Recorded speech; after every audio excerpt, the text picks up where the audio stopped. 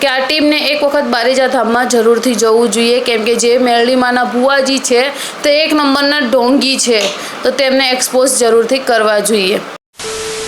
તો સ્વાગત છે તમારા બધાયનું મારા આજના વિડીયોમાં, અને તમને બધાયને સૌથી પહેલાં મારા તરફથી જય ખુખાર મેરડી, જય મહાકાળી।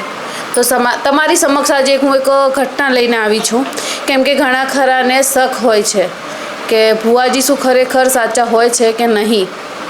પણ જો આમાં જેટલું હું કહું એમાંથી તમને 1% બારેજામાં થતું દેખાય તો કમેન્ટ બોક્સમાં જરૂરથી બતાવજો।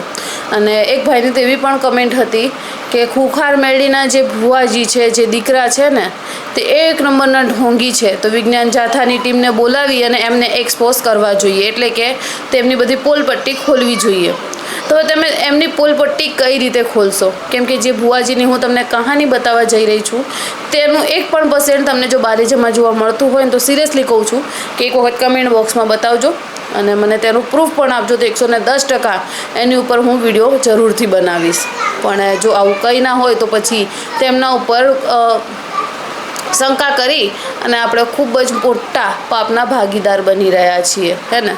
તો હવે આજના વિડીયોમાં હું તમને એ બતાવીશ કે ભુવાજીએ શું કર્યું, અને જે પણ ભુવા ભૂપતમાં વધારે માને છે, જે ભુવાજીના કહેવા ઉપર કંઈ પણ કરી લે છે અને ભુવાજીના કહેવા ઉપર લાખો રૂપિયાનું પણ ત્યાગ કરી દે છે, તેમના સુધી આ રીલ જરૂરથી પહોંચાડજો, કેમ કે રૂપિયા આજે બહુ જ મહેનતથી કમાય છે અને આજની જે મોંઘવારી છે તેને જોતાં દરેક માણસના ઘરમાં તકલીફ છે ને। તો ક્યાંય પણ રૂપિયો નાખતા પહેલાં 10 વાર વિચાર કરજો, અને સ્પેશિયલી આવા ભુવાઓની બાબતોમાં તો બિલકુલ પણ ન પડતા, કેમ કે ભુવાઓ જો આપણી તકલીફ હરી લેતા હોય તો તેમને પૈસાની શું જરૂર છે? તે પોતાના જ ઘરની તકલીફો લઈ શકે છે, બીજા જોડે આવી રીતે ઢોંગ કરી અને પૈસા પડાવવાનું ક્યાં આવે છે? અને આજ સુધી મને એક એવી ઘટના બતાવી દો બારેજા ધામને છોડી કે વગર પૈસા લીધે અને તેમના ઘરમાંથી કોઈ ભુવા દ્વારા દુઃખ મટી ગયા હોય। તો આજના વિડીયો આપણે અહીંયા સ્ટાર્ટ કરીએ, અને તમને આ વિડીયોમાંથી કોઈ પણ એક પણ લાગતી વળગતી લાઈન લાગતી હોય કે બારેજામાં ના ખરેખર આવું બધું થઈ રહ્યું છે તો મને જરૂરથી કહેજો।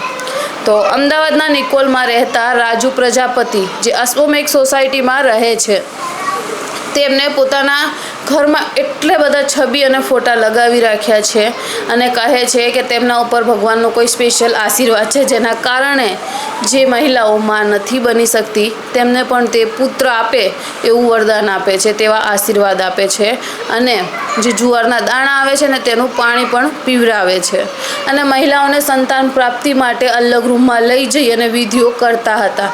હવે એ તો ભગવાન જ જાણે કે કેવી વિધિઓ થતી હતી, હે ને।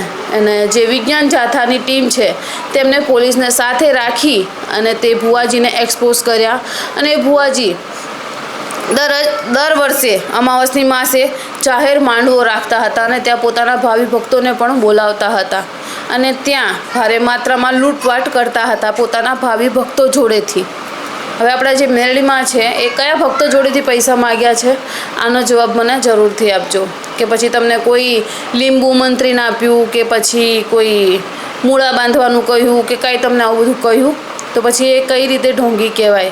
એક આપણે એમ કહી શકીએ કે આપણા ગુરુ છે જે આપણને સાચું માર્ગદર્શન આપી રહ્યા છે, ઢોંગી તો આને કહેવાય। હજી સાંભળો આગળ, તે દર મંગળવારે પોતાના ત્યાં માણસોને બોલાવતા હતા અને 100 થી 150ની સંખ્યામાં ત્યાં માણસો આવતા પણ હતા, અને તે ભુવાજી મહિનાઓનો ટાઈમ પણ આપતા હતા અને સાથે માનતાઓ આપી અને ટોણા ટોટકા કરવાનું કહેતા હતા, અને તેની સાથે તે પૈસા તો પડાવતા હતા 1000થી લઈ લાખ સુધી, અને તેટલાથી પણ તેમનું મન નહોતું ભરાતું તો તે ચાંદીના છત્તર મંગાવતા હતા, અને હાલ તમને ખબર છે કે ચાંદીનો ભાવ કેટલા આસમાને અડેલો છે।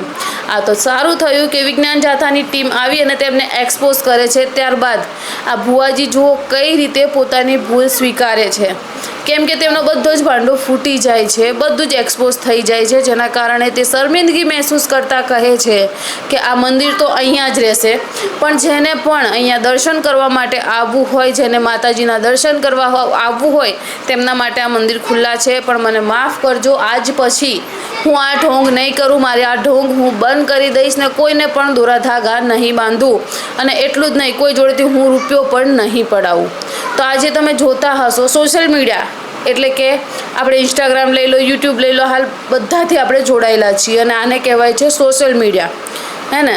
તો સોશિયલ મીડિયા પર આજે તમને કેટલી ઘટના જોવા મળતી હશે જ્યાં મહિલા ભૂવા હોય છે, એટલે કે જે એક છોકરી ધૂણતી હોય કે કોઈ બાઈ ધૂણતી હોય તે પણ એક્સપોઝ થાય છે, તે પણ પકડાય છે.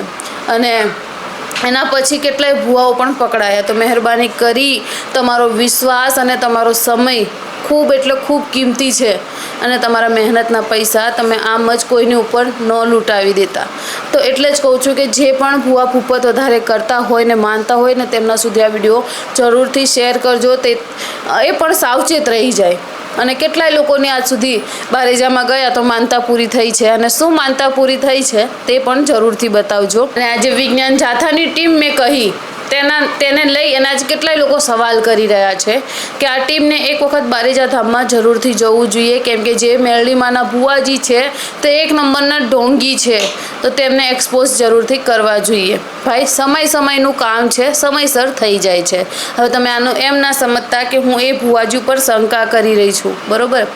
એ ભુવાજી ઉપર શંકા નથી મને, કેમ કે એ ભુવાજી સાફ મનના છે અને ત્યાં બેઠા છે ત્યારે જેટના પારે આટલું પબ્લિક આવી રહ્યું છે, લોકોના કામ થઈ રહ્યા છે. એમને તો કેટલાયના રૂપિયા હલવાયેલા હતા તે નીકાળી આલ્યા, કેટલાય ઘર વગરના હતા તે ઘરવાળા થઈ ગયા, કેટલાય દારૂ ને બધું ખબર નહીં શું કરતા હતા તે એમને બધું છોડી દીધું છે. અને બારેજામાં જે ન જતા હોય ને તેમને નમ્ર વિનંતી કરું છું કે એક વખત જરૂરથી જજો, કેમ કે ત્યાં ગયા પછી તમે શું પામશો અને શું ખોશો ને એ તો તમને ત્યાં ગયા પછી જ ખબર પડશે. અને એક વખત બારેજામાં જઈ અને 2-5 વ્યક્તિને જરૂરથી પૂછજો કે તમે કેમ આટલા ઘેલા થયા છો અને તમે કેમ અહીંયા આટલું માડી કરો છો, જ્યારે તમને માતાજી કહે છે કે રામ માડી રામ, તો ભેગા તમે પણ કેમ જયકારા લગાવો છો? ત્યારે તમને સાંભળવા મળશે કે તેમને ત્યાં જઈ અને પોતાની ખરાબ કુટેવો છોડી છે અને માતાજીના આપેલા રસ્તા સારા એવા પોતાના જીવનમાં અપનાવ્યા છે, જેના કારણે તેમનાથી થયેલા અમુક પાપો આજે ભગવાન માતાજી દ્વારા ખુદ ખુખાર મેળી કહી રહ્યા છે કે બધા નષ્ટ થઈ ગયા છે. તો જેને પણ શંકા હોય તેને પણ મારી નમ્ર વિનંતી કે એક વખત બારેજામાં જઈને 2-5 માણસને જરૂરથી પૂછજો. અને આ જે આખો વિડીયો મેં બનાવ્યો અને એમાં જે પણ મેં કહ્યું એમાંથી કોઈ એક વસ્તુ બારેજામાં થાય તો હજુ પણ કહું છું કે કમેન્ટમાં જરૂરથી બતાવજો. પણ એની પહેલાં કોઈના પર પણ શંકા કરવી એ ખૂબ જ ખોટી છે. જો એવું કાંઈ હોત તો આજે કેટલાય વર્ષોથી તેમની ગાદી થઈ રહી છે, તો આ વિજ્ઞાન જાથાની ટીમ ત્યાં પણ જઈ શકે છે, પણ ત્યાં કોઈ જ જાતનું રૂપિયો પડાવવામાં નથી આવી રહ્યો, કોઈના વિશ્વાસ સાથે રમત નથી રમાઈ રહી. તો ઉમ્મીદ કરું છું કે મારો આજનો આ વિડીયો તમને પસંદ આવ્યો હશે અને બને એટલું આ ભુવાઓથી છેતરાતા નહીં.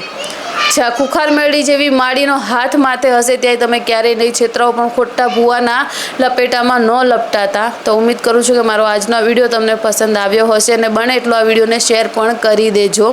મળીશું નેક્સ્ટ વિડીયોમાં ખૂબ જ જલ્દી. ત્યાર સુધી તમને બધાને મારા તરફથી જય ખુખાર મેળી, જય મહાકાળી, રાધે રાધે.